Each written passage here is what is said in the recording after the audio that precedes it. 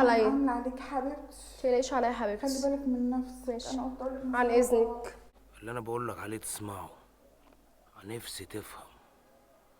هسمعك كل حاجه بودانك. هتقابلها فين؟ الساعه 7 تقابلنا على البرجيله على البحر. هتقف في الضلمه وعايزك تنزل بقى في المشهد الاخير، وعايز اشوف رد فعلك، وسيبك من كثره النفس. خلاص بقى يا انور. ماشي. عايزك تقوم تقف على رجليك، عايزك تفرح ابوك. كفايه قاعد على الكرسي. مش دلوقتي. خلاص. خلي كل حاجة بميعادها. خلاص بس يا رب يطلع كلامك صح. باذن الله.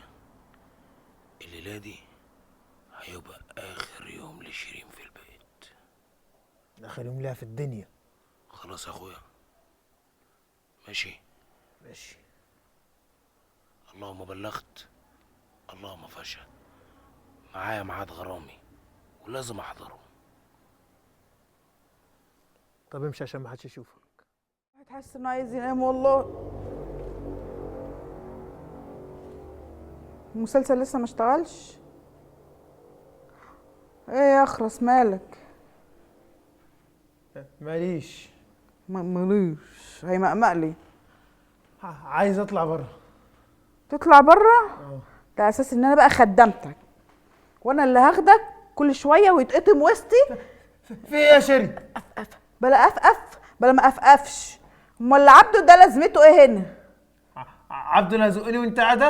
اه. وانا خدامه عندك ولا ايه؟ انده عليه. يا عبده. عبده. ايوه. تعالى.